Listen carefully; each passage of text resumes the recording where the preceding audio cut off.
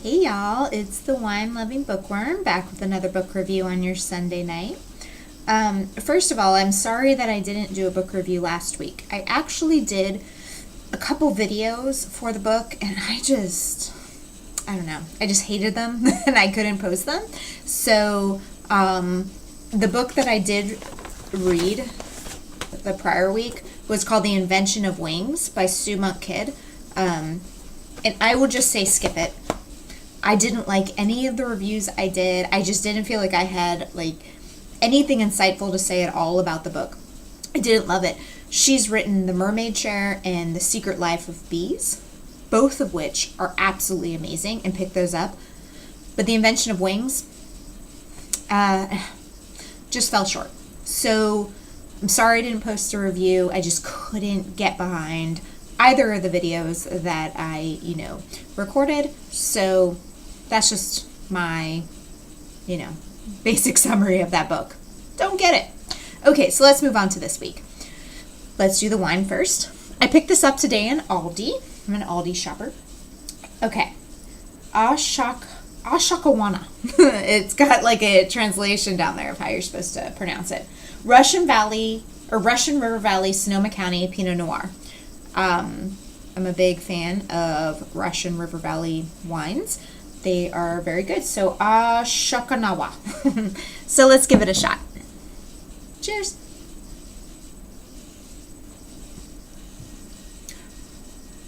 That is good. Let's take another sip of that. Oh yeah, that's good. Oh my goodness. Especially for an Aldi wine that's like $5.99. This is delicious.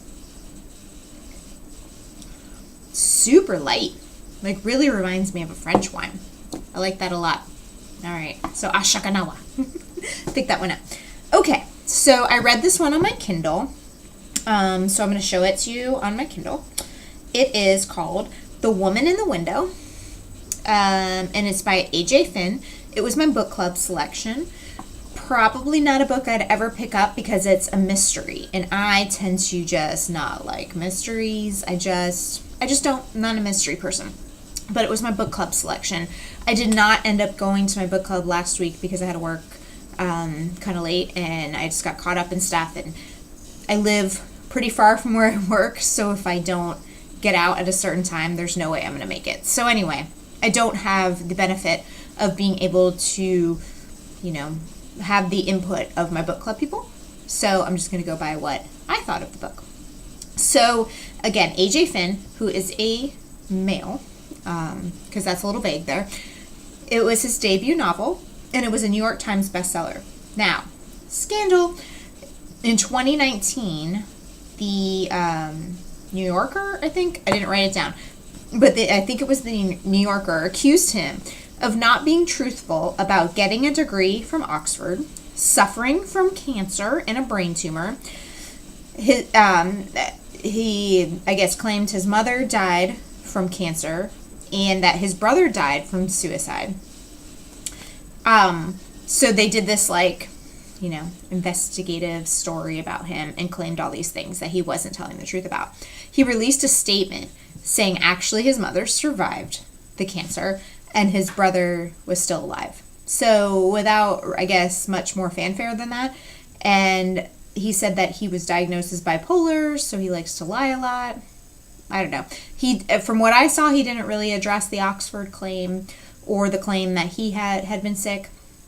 But he did say, pretty much, I lied about my brother and my mom. So that's a little weird, right? So I just read about that. I didn't know about that before when I read the book. But so, take that for what it is.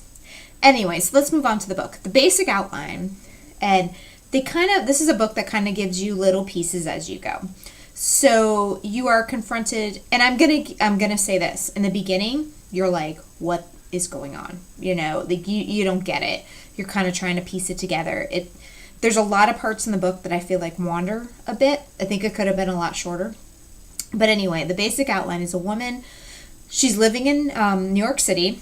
She's a psychologist. She's separated from her husband, and her daughter lives with the husband somewhere. She's agoraphobic, which basically means you can't leave the house. She's shut up in the house all the time. She's on like a, I guess like a website, chat room kind of thing for other people that are agoraphobic. And because she's a psychologist, which is kind of ironic, she kind of counsels other people through it, but she herself can't leave the house, so it's a little weird. She's also an extreme alcoholic. I mean, wakes up in the morning and let me have a little splash of wine to get me through the day. So she drinks pretty much all day, which comes into play later with some of the things that happens. And she loves to spy on her neighbors. So I guess she lives in a pretty ritzy area. And where she is there's like, from what I can understand, there's like a park, and then across the way from the park, there's a bunch of other buildings. So she has a camera, and she will like zoom in on people who have left their blinds open or don't close their blinds, whatever. Take pictures of them, like figure out what's going on in their lives. Kind of the nosy neighbor. She doesn't have a lot to do since she's in her house all the time. So she witnesses a murder across the way. And so that's kind of where the book goes. And there's a lot of twists and turns. There's a lot of, is she just a crazy freaking alcoholic and she doesn't understand what's going on, or she really seen something that, you know, is kind of being covered up. So there's a lot of that. Again, like I said, I do not generally like mysteries, but I did kind of like this one. Most of all because I did not see what was coming. Like, over and over again, I did not see what was coming. So, a lot of times in mysteries, I can figure out where they're going. I did not see it this time at all. I mean, there were things that I was like, holy crap, that just shocked the hell out of me. You know, even smaller things that didn't have to do with the murder mystery just shocked the hell out of me. So, I thought it was pretty good. The only thing I didn't like I said before, was I thought it kind of wandered a bit. It's kind of like a little stream of consciousness at the beginning, like you're in her head, which is a little scary because she's an alcoholic, agoraphobic, you know, all these things. So some of that I could have done without, but I did, once it got to the kind of murder and then what happened after that, I was very interested in it. I knew there was something else going on. And, you know, you kind of get to a point in the book where they quote unquote resolve it, but you know you still got 100 more pages, so you know something else is going to happen. That happened in this book too. But overall, I would probably give it a 3 out of 5, 3.5 to 4. I'm not sure where I am in that. Out of 5. Again, twists and turns, a little bit sad. You know, she was a sort of sad character, so you kind of feel for her a little bit at times. So, yeah, pick up Woman in the Window. I did really like it.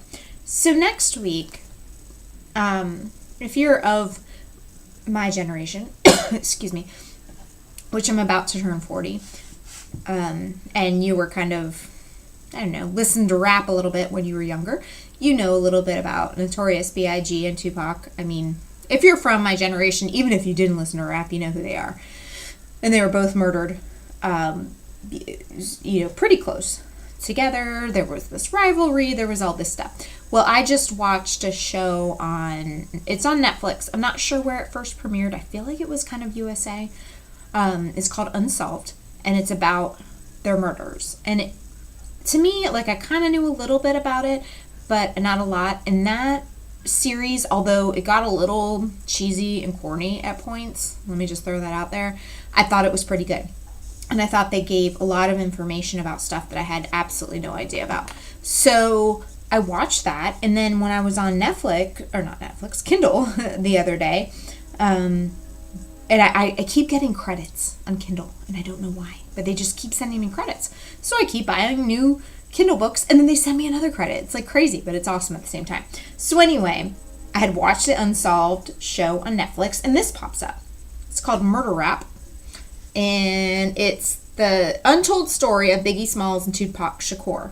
And it's by Greg Kading, which is a guy that was hired, I think he was like an LAPD officer, but he was put on a special task force 10 years after they died to try to figure out, and I think it's because Biggie Smalls' mom was suing the LAPD, so they made this special task force to, under the, you know, guise of trying to figure out what happened. Really, they just wanted to cover their butts, and really what they wanted them to do was show that LAPD didn't really have involvement in the murder, because there is some of that alluded to. So Greg Kading was the main guy that headed up the task force, and he was in the Unsolved miniseries. So he wrote this book about it, and I think maybe his frustrations with it. I haven't read it yet, but I'm really interested in it. So I don't know, this is kind of different, but if you have, you know, curiosity at all about it, and why not? It's a murder mystery, even if they're rappers. So we'll see what happens, and check in next week if you have any kind of interest in learning about it. So, all right, that's all for me this week. Again, Women in the Window, I think it's pretty good. I think you guys will like it. If you like mysteries, you're going to love it. Like, I don't like mysteries, and I thought it was pretty good, so that tells you something. Really, I mean, if you see it coming, let me know, because I did not see a lot of it coming. Let's try to pronounce this again. Ashokawna. That sounds like a, that sounds like a rap song, right? So Ashokawna Russian River Valley Pinot Noir. This is good, So let's give it one more try before we clock off tonight. Oh yeah, that's good. So pick that one up. All these sometimes pulls through, right? All right, guys. Well, I hope you have an excellent week. And next week, I will review the Tupac Shakur and Biggie Smalls book and let you know what I think. All right. Cheers.